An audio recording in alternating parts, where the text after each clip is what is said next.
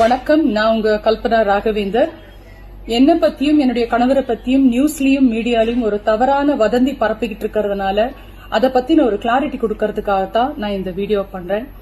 முதல்ல இந்த வயசுல நான் PhD, LLB இன்னும் நிறைய விஷயங்கள் படிச்சுக்கிட்டு இருக்கேன். பிளஸ் என்னுடைய மியூசிக் கரியர் மீதும் ரொம்ப நான் இன்டென்சிவா போக்கஸ் பண்ணிக்கிட்டு இருக்கேன்.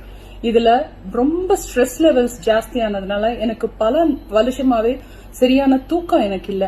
அந்த தூங்க முடியாத பிரச்சனைனால டாக்டர் கிட்ட ட்ரீட்மெண்ட் எடுத்துக்கிட்டப்போ இன்சோம்னியா இஷ்யூஸ் இருக்கு அப்படின்னு சொல்லி எனக்கு மெடிசன் பிரிஸ்கிரைப் பண்ணியிருந்தாங்க.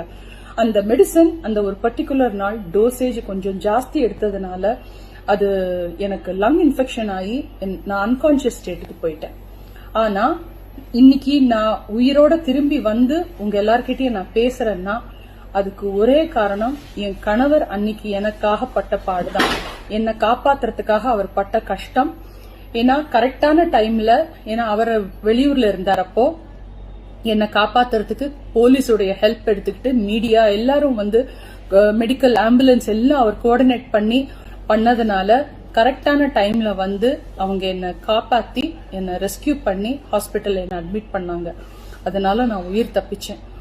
அதனால எந்த வதந்திகளையும் தயவு செஞ்சு நம்பாதீங்க. எனக்கு பர்சனல் இஷ்யூஸோ ப்ராப்ளம்ஸோ எதுவுமே கிடையாது.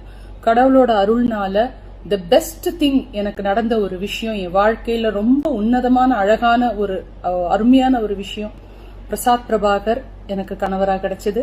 அது மாத்திரம் இல்லாம இவ்வளோ ஒரு அழகான ரெஸ்பான்சிபிளான இவ்வளோ அன்பு இருக்கிற ஒரு குழந்தை தயா பிரசாத் என் மகளா கிடைச்சது. அதனால தயவு செஞ்சு தப்பான வதந்திகளை நம்பாதீங்க. எனக்கு எந்த பிரச்சனையும் இல்ல. முக்கியமா இந்த தருணத்துல போலீஸ் டிபார்ட்மெண்ட்டுக்கும் மீடியாவுக்கும் என்னுடைய ரசிகர்களுக்கும் எனக்காக நான் நல்லா இருக்கணும்னு நினைச்ச எத்தனையோ உள்ளங்களுக்கும் அவங்க எல்லாருக்கும் என்னுடைய நன்றி. அது மாத்திரம் இல்லாம மியூசிக் ஃப்ரெட்டர்னிட்டியில என்னுடைய சீனியர்ஸ், என்னுடைய கொலீக்ஸ், என்னுடைய ஜூனியர்ஸ் அத்தனை பேரும் எனக்கு காமிச்ச அந்த ஒரு அன்புக்கு நான் என்னென்றைக்கும் நான் வந்து கடமைப்பட்டிருக்கேன். நன்றியோட உங்களுக்கு இருக்கணும்னு நினைக்கிறேன். நீங்க அத்தனை பேரும் காமிச்ச அன்புக்கு நன்றி. உங்களை சீக்கிரமா நான் பாட்டு மூலமா என்டர்டெயின் பண்றதுக்காக இன்னும் 100 வருஷம் வாழ்வேன். உங்களை பாக்குறதுக்காக சீக்கிரம் நிகழ்ச்சிக்காக தயார் பண்ணிக்கிட்டே இருக்கேன். I'll be back soon with absolute normalcy. Thank you so much. Love you.